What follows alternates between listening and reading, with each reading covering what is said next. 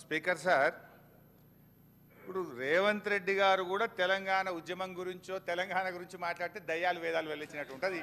ఈయన మాట్లాడేది అధ్యక్ష. ఇప్పుడు ఈయన గారు కేసీఆర్ గారిని కరీంనగర్ నుంచి తరిమితే మహబూబ్నగర్ వచ్చిందన్నారు. ఆయన జీవితంలో ఓటమెరుగని నాయకుడు. సిద్దిపేటలో అయినా, కరీంనగర్ అయినా, మహబూబ్ నగర్ అయినా, గజ్వేల్ అయినా. మరి నిన్ను కొడంగల్ తరిమితే నువ్వు మల్కాజిగిరికి వచ్చినావా? నువ్వెందుకు వచ్చినావు మల్కాజిగిరికి? ఒకవేళ మమ్మల్ని చూపిస్తే రెండేళ్ళు మిమ్మల్ని చూపిస్తాయి. అధ్యక్ష, ఇప్పుడు సబ్జెక్టు డైవర్ట్ అవుతుంది కానీ అదర్వైజ్ అంతకంటే ధీటుగా ఘాటుగా నేను సమాధానం చెప్పగలుగుతా అధ్యక్ష. But I don't want to deviate. Still I want to maintain restrain. అధ్యక్ష ఈరోజు ఇప్పుడే Uttam Kumar Reddy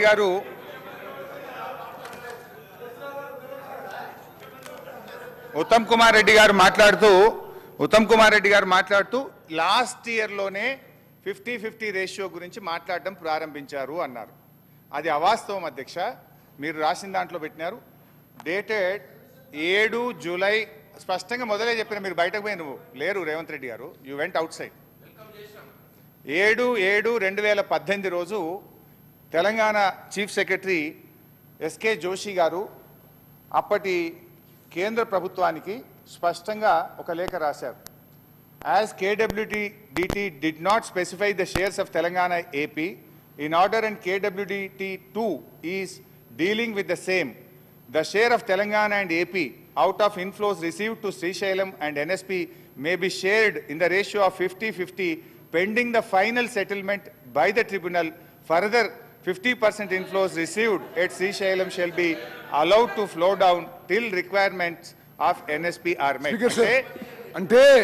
Speaker sir, that means farmer irrigation Harish Rao ఏమనుకుంటున్నంటే Telangana ఏర్పడ్డ తర్వాత మేము కొన్నేళ్ల పాటు తక్కువ వాటా అడిగినామని చెప్పి వారే ఒప్పుకుంటున్నారు. రెండో పాయింట్ 50-50 ఏ రేషియో మీదండి? 50-50 ఎందుకు? మీరు ఒక 4-5 ఏళ్ళు 5-6 ఏళ్ళు 299 5-2 ఒప్పుకొని 50-50 ఎందుకు అడుగుతున్నారు? మీరు 68% ఎందుకు అడుగుతలేరు? తెలంగాణకి ద్రోహం చేసింది, తెలంగాణకి మోసం చేసింది మీరే సార్. పాపం ఇప్పుడు ఏమైపోయిందంటే ఉన్న వాస్తవాలు చెప్తే వాళ్ళకి మింగుడు పట్టలేదు. ఇప్పుడు 4 అవాస్తవాలు నేను స్పష్టంగా మీరు పెట్టిన బుక్ది with records with proofs I have shown.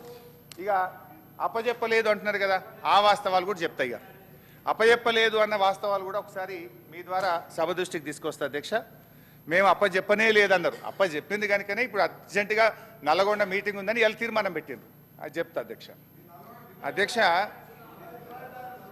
తొందరపడకన్నా అన్నా, బండ్లు ఓడలైతాయి, ఓడలు బండ్లు అవుతాయి, బండ్లు ఓడలైతాయి, ఓడలు బండ్లు అవుతాయి. వెనకట నల్లగొండలో 12-0 కాంగ్రెస్ పార్టీ